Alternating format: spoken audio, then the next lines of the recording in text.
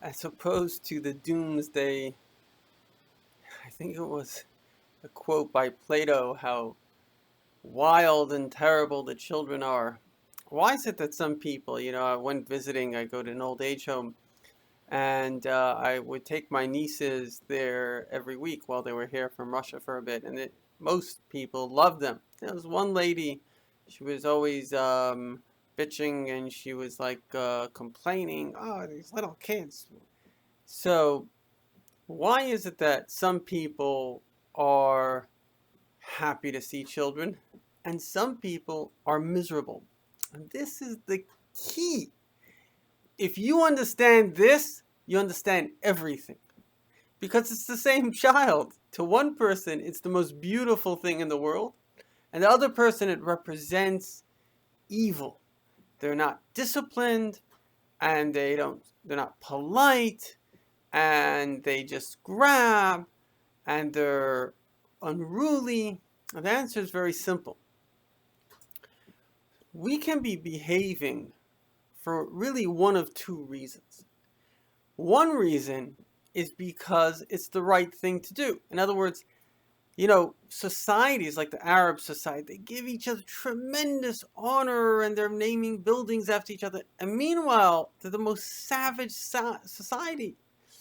I was just hearing from somebody that worked in the Israeli intelligence, and, the worst thing they can do to an Arab is put him in an Arab prison. Because the Arabs there are the savages. And so they have this savagery which so underlying the honor represents something psychological. The psychological thing is that when people are behaving and they act in certain ways, like you look at Hitler, he looked like he was a decent human being, yet he was one of the most cruelest people that ever existed. So where does this savagery come from? So there are two reasons to behave. One reason, like we said, is that you have a self-respect. Because you have a self-respect, you respect others, so you wouldn't want to disrespect yourself. You wouldn't want to be ashamed in front of others. But there's another reason, an exactly opposite reason. And that is that actually you believe that you are disrespected. You've been humiliated. And the reason you think you've been humiliated, soon you'll see how you have to shift your thinking, because this is very serious. It affects half the world. The reason you think you've been humiliated is because you've done something wrong, because that could be the only logical reason. But really there's another reason. And it's the real reason people humiliate children. It's the real reason there's abuse in the world. And a real reason people denigrate. Obama was a perfect example of this. In fact, the reason President Trump is the president is because, there are many, many different factors to it. Part of it is that it was a reaction to Obama basically humiliating America. Americans were saying, we don't want to be humiliated. But actually, the direct spark, the direct result was Obama humiliating Trump. You can look this up. There was a roast, I think it was what do they call it, like a press dinner or something. And he viciously and savagely, as he's a sadist and he enjoys doing this, demeaned him. You could tell a joke about somebody for a minute, for 2 minutes max. But 10 minutes ripping him to shreds, and you can look at the video and you see first he's laughing and then he's embarrassed. And he got up from that table and he says, I will be the next president of the United States. And people that have powerful drive, as a man like he does, they could do it.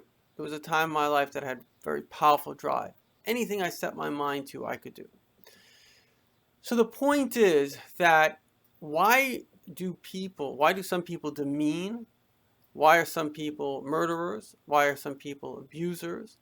And it's bullies, right? Everybody's been bullied. Why are some people bullies? So it all boils down to a simple thing, that the reason they're behaving is because they have been bullied.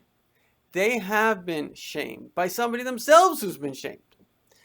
And so the greatest virus that exists is not the coronavirus. It's not any other virus in the world. It is shame. Shame is the greatest virus that exists because those who catch it, right? It's an interesting thing, all of anti-Semitism really boils down to the same principle. It's just about trying to shame the Jews. If you think about what happened in the Holocaust, a lot of it was savagery. And the reason for savagery is like, if you want to kill someone, you can kill him. But why sort of torture him, right? The reason is, even these Pakistani Muslim terrorists that went into the Mumbai house, the Chabad house in Mumbai, whatever the name of that place, what they called it. But before they actually killed those unfortunate victims, they tortured them. So here's the situation. You're going to kill the guy anyway. Why are you torturing him? And the answer is very simple. Because they are tortured. They're tortured people. You see, there's two types of torture. There's two types of anxiety. And this is actually coming from somebody who studied anxiety his entire life. The first is anxiety over something, right? God forbid somebody could be afraid, not having enough money. But then there's anxiety over criticism. Criticism, one of the things that we most desire is pride. And one of the things we most desire, don't want, is shame. And so what happens is when somebody is viciously shamed, in other words, if I come to someone and I say, okay, well, you stole $100, so I'm taking it back. And I take it back from them, they can handle that. In fact, I met an ex-convict. And he was in prison for 8 years. He says, I stole, I deserved it. But somebody else came, and the guy was a messed up guy. He started harassing him like a bully, basically. The guy took out mace, and he sprayed him. In other words, that you don't have a right to do. So it's a very interesting, fascinating thing. Here I am, I'm a rabbi, 2 a.m., walking down Ben Yehuda Street, talking to a guy, he's an ex-prisoner. Yeah, we're having a nice conversation, and he's enjoying communicating with another human being. Somebody else comes, and he's vicious to him. I mean, obviously, that same guy was harassing myself and my friend. Okay, we just ignored him. Okay, he was a tougher guy. He sprayed him with mace. But the point of the matter is that he had a sense of justice, right? Some things are right, some things are wrong. And, okay, maybe he was tough in how he executed the justice. But the point is that when a person gets shamed and now they're afraid basically of everyone. And this is a major theory in the world. Now, only idiots ignore the greatest scientific discoveries, particularly about humanity. And one of the greatest scientists that ever lived, his name was von Neumann. He invented the computer. So obviously the guy's a genius. He knows how to make things talk. And without getting into the other things, algorithms, unbelievable genius. So he has a famous thing, and many Nobel Prizes have been won on this, and it's called game theory. And effectively, what game theory says is people either hate each other or they love each other. Now, why is this? It took me a long time, and I'm using my knowledge from Jewish mysticism with game theory to understand humanity, and it's really very simple. It boils down to fear of criticism. Right? We all know about perfectionism, people that always try to be perfect, fear of criticism. So a lot of people, let's say in Western democracies, that give people the sense you can do whatever you want, they're not afraid of criticism. So they'll go on a television show, they'll tell everybody everything wrong they've done because they're not afraid of criticism. Then other people in other societies, like Arab societies or German, they're like, everything is good. It's a tough guy attitude, basically like a perfectionism attitude. And the reason is because subconsciously they think that if I do something wrong, I'll be criticized. But what is the truth? The truth is that somebody who's kind will never criticize you. They may say, oh, here's a good idea. I think this is the way to grow. For example, one of the greatest human beings, in my opinion, the greatest person that ever lived, Lubavitcher Rebbe. Many Jews consider him to be the soon-to-be Messiah. So the Lubavitcher Rebbe never criticized anyone. And yet he advised tens of thousands of people.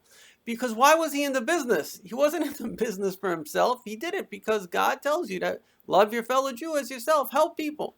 So he was there to do what, and this was really his message to humanity. And if you want to save yourself, this is what you have to do.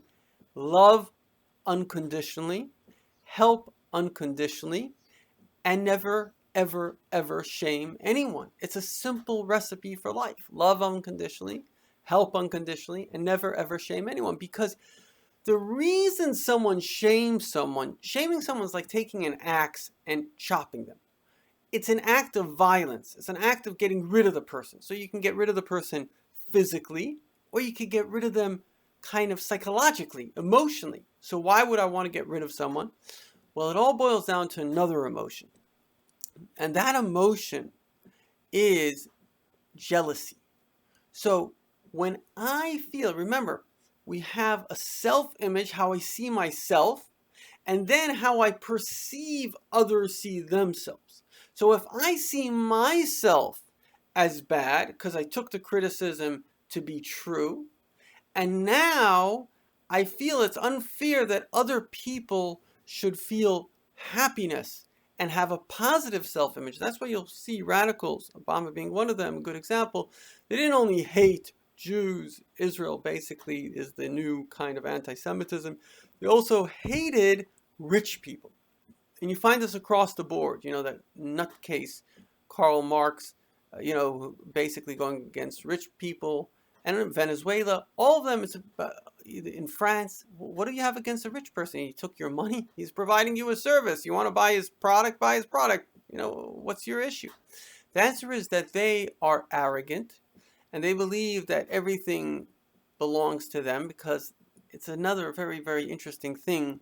Where is the universe? If I said to you, where is the universe? So you point outside of yourself, but you're wrong. The universe is right over here. Everything that you know is right between these two fingers. There's nothing that exists that isn't in your head. There's a lot that may exist that isn't in your head, but there's nothing that you know about that isn't in your head. And then the next question is, in your own mind, how important are you? So if you're humble, so we actually all have to go through these stages. Like when you're young, you have to be loved, you develop arrogance, and then you have to be humble. But what happens often is with low self-esteem, it creates narcissism. It creates like a compensation. We begin to think that we are the best. And once we think we're the best, it's like Snow White's queen. So she said, mirror, mirror on the wall, who is the fairest one of all? In other words, she couldn't handle someone else being more beautiful. She had to be the most beautiful. So it's not that I love beauty, I'm going to be beautiful, and other people will be beautiful. Somebody's more beautiful. Wow, look at that person. And that's the American, and that's the Jewish way. In other words, humble people, which really means a normal person, which really means not a narcissistic person, which really means somebody that hasn't been maliciously shamed, that person loves everyone. You made money, I'm happy for you. As an American here, there's in fact a book written by a famous economist, George Gilder, called the Israel Test. And the way it works is very interesting, very simple test to tell if you're an anti-Semite. And I once actually failed the Israel Test. And thank God I don't fail it now. But the Israel Test is very simple. Somebody is wealthy, how do you feel? So if you asked me, someone's wealthy, how do you feel? I would say, good for him. I want him to, obviously as a rabbi, I would want him to study Torah, give charity. I want what's best for him. In other words, I'm not jealous of him because I'm content. A lot of it's circumstantial, actually. I'm living in America in a safe place. I don't have anxiety. I have good self-esteem. And so, I thank God I'm pretty proactive. So I do good work. So it gives me self-esteem. So I'm fortunate. But a lot of people are not fortunate. And if you ask them that question, what will they say? As somebody told me, that a Russian once told him, he says, "Doctor, the difference between us and you guys is you guys, you look at your neighbor and you say, he's got a Cadillac." This going back. I'm going to work hard and get a Cadillac too. We say he's got a Cadillac. What can I do to get rid of his Cadillac? So in other words, that's the nature of jealousy. That's how it works. Just like love creates the desire to give, the word in Hebrew for Jealousy is kina. It has the same word as sina, hate. What do you want with sina? It's to annihilate, to get rid of. And that's why whenever somebody shamed you, it was never because you did something wrong. It was always because they were jealous of you. You say, what are you jealous of? Who am I? The answer is, you're happy. And they're pretending. That's the key. You're happy and they're pretending. So, in conclusion, we must be happy, we must love, and we must never fear criticism. The Jewish people never, at least those with brains, never took, or those with strong Jewish identity, never took criticism seriously because they always knew that it was coming from a bad place. And so the moment you understand this, that criticism always came from a place of jealousy, never from a place of love. Love never criticizes, and criticism is never love. You will be